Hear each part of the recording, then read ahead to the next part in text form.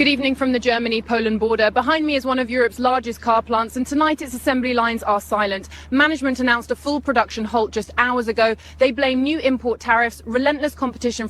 I'm standing in what should be an empty lot by now, but instead it's filled with row after row of cars that nobody's buying. Look at them. Brand new, yet caked in dust, some of them sitting for months. Volkswagen just announced they're closing 3 German factories for the first time in their 87-year history. Stellantis is hemorrhaging cash at a rate of 100 million euros per week. Ford Europe? They've already written off $2 billion and they're not done yet. And Renault, well, they're quietly preparing for what insiders are calling the most aggressive downsizing in European automotive history. This isn't a recession, folks. This is an absolute extinction level event. 11 car brands that dominated European roads for generations are now on life support. Dealerships are closing by the thousands. Factory workers are being laid off in numbers we haven't seen since the 2008 financial crisis. And leaked internal memos from major automakers are painting a picture so catastrophic that industry analysts are literally comparing it to the fall of the Roman Empire. So buckle up, because today we're exposing the 11 car brands that absolutely will not make it past 2026. And just before we dive into this automotive apocalypse, it's absolutely critical that you smash that like button and hit subscribe. Why? Because the information I'm about to share with you could save you from making the biggest financial mistake of your life. Trust me, you'll thank me later. Now let's get straight in. The European car market isn't just struggling, it's an absolute free fall. And the numbers, they're absolutely devastating. New car registrations have plummeted 22% compared to pre-pandemic levels, but that statistic completely hides the real catastrophe unfolding right now. Chinese automakers now control a whopping 14% of the European EV market, and that number is growing by 3% every single quarter. Let me repeat that, every single quarter. Manufacturing costs have exploded by 47% in just 3 years. Meanwhile, consumer demand has absolutely flatlined. The average European now keeps their car for 13.2 years. That's up from just 8.4 years a decade ago. Why? Simple. People can't afford new vehicles anymore. Inflation has destroyed purchasing power, and interest rates have made car loans completely unaffordable for average families. But wait, it gets worse. The EU's insane 2025 emission regulations are forcing automakers to invest absolutely massive amounts. We're talking 250 billion euros into EVs that Europeans simply aren't ready to buy. The charging infrastructure doesn't exist. The electricity grid can't handle it. And consumers, they're terrified of range anxiety, depreciation, and battery replacement costs. So what's the result? A wave of bankruptcies, factory shutdowns, and corporate mergers that will permanently reshape the European automotive landscape, and it's happening right now. So let's count down the 11 brands that are literally running out of time. Number 11, DS Automobiles, the luxury brand nobody wanted. Starting at number 11, we have DS Automobiles. This is the French luxury brand that absolutely nobody asked for in the first place. Stellantis launched DS back in 2014 to compete with BMW and Mercedes-Benz. The reality? It's been a financial black hole from day one. In 2024, DS sold just 38,400 cars across all of Europe. To put that into perspective, BMW sells more 3 Series in just 45 days. Here's where it gets really ugly. Each DS dealership sells an average of just 14 cars per month. They need to sell 50 just to break even. Internal documents leaked from Stellantis headquarters show that DS actually loses $5,100 on every single vehicle sold, after accounting for marketing, R&D, and dealer support costs. Dealers are literally begging Stellantis to kill the brand. One anonymous dealer told Automotive News Europe, "DS is a corpse that's still walking. We all know it's dead, but nobody wants to pay for the funeral." By mid-2026, DS will be folded into Citroën as nothing more than a trim level. The brand, absolutely finished. Number 10, Lancia, the Italian ghost brand. At number 10, we have Lancia, and this one's honestly just sad. Lancia hasn't produced a genuinely desirable car since the Delta Integral in the early 1990s. In 2024, they sold 35,200 vehicles, all of one model, the aging Ypsilon, which is literally just a rebadged Fiat 500 with slightly nicer seats. Outside Italy, Lancia doesn't even exist.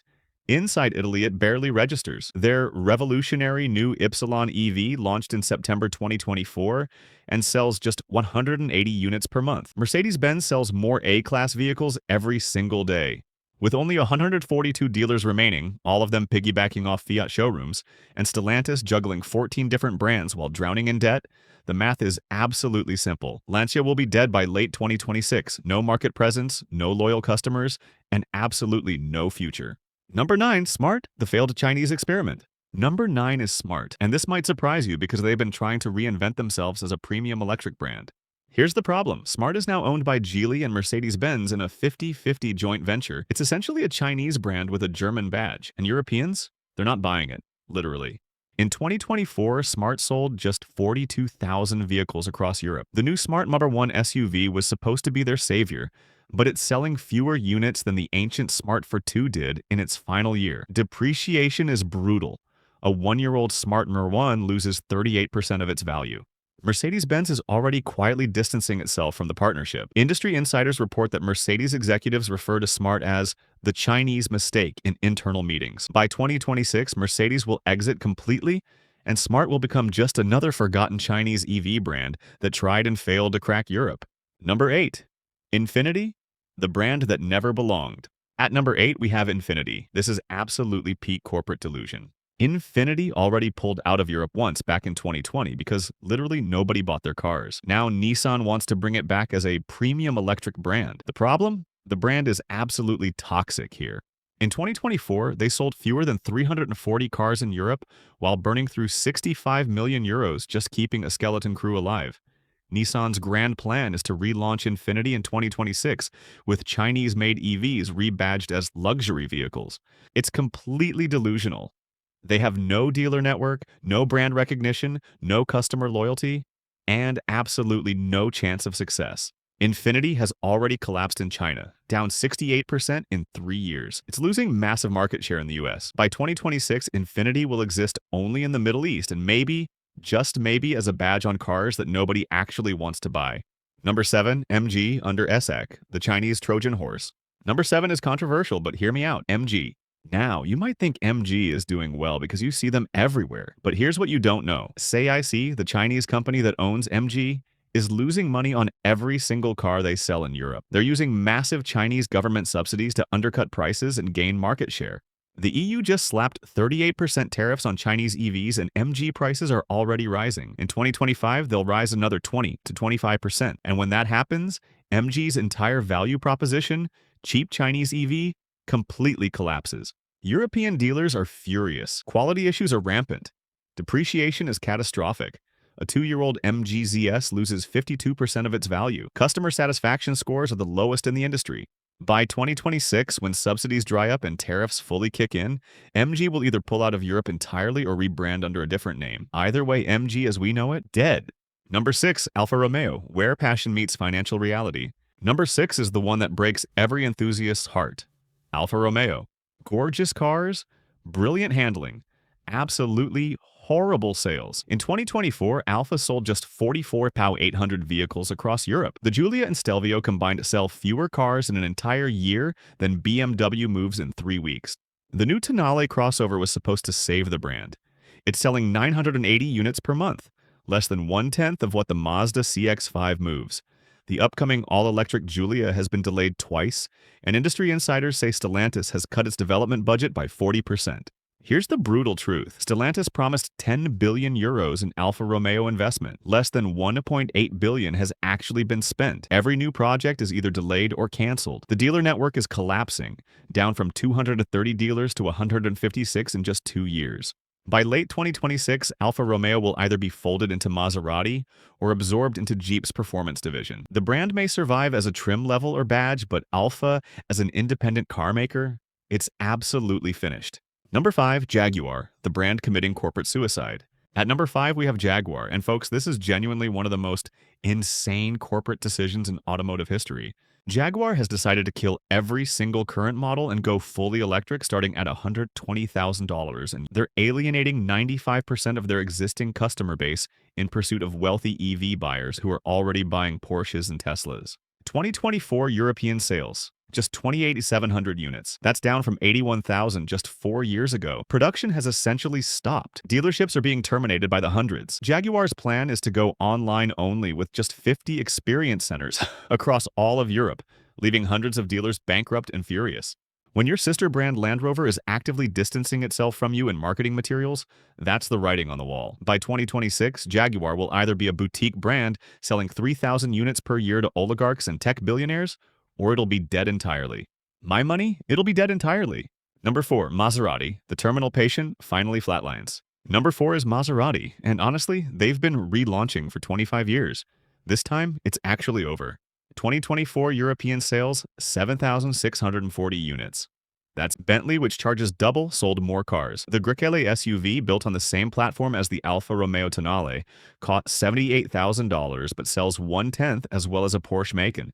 Depreciation is absolutely devastating. A 3-year-old Ghibli loses 73% of its value. Even their Halo MC20 supercar dropped 34% in just 1 year. Nobody wants to buy a used Maserati because maintenance costs are insane and reliability is terrible.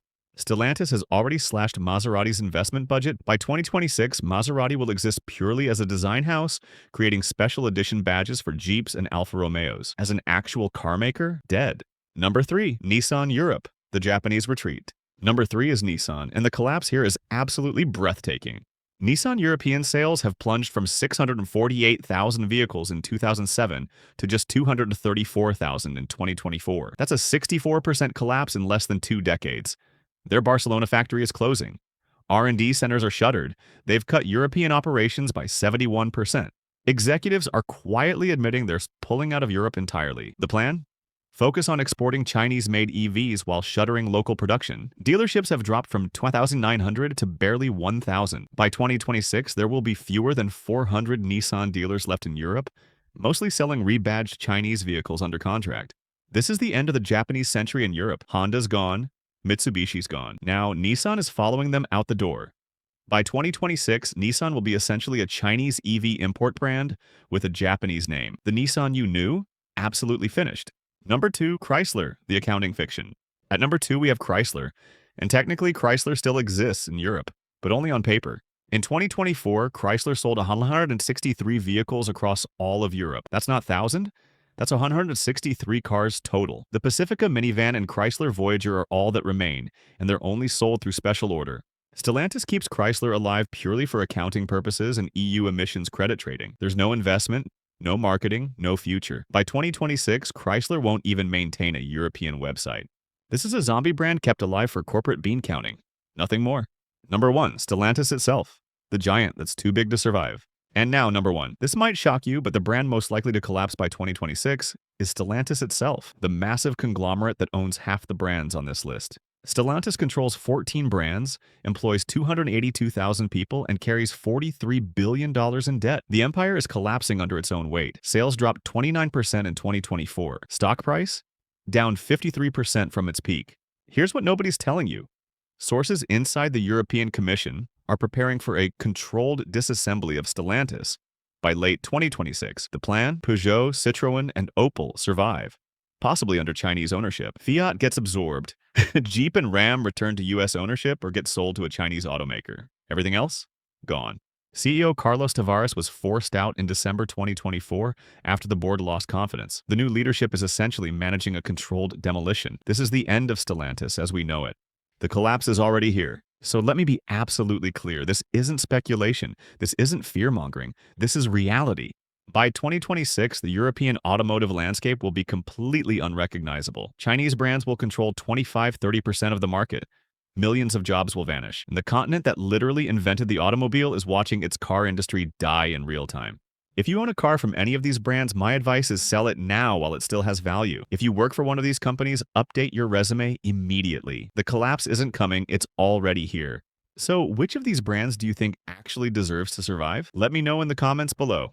And if you found this video valuable, absolutely smash that like button, subscribe to the channel, and share this with anyone thinking about buying a European car. Because the next automotive domino could fall a lot sooner than anyone expects. Take care, and I'll see you in the next one.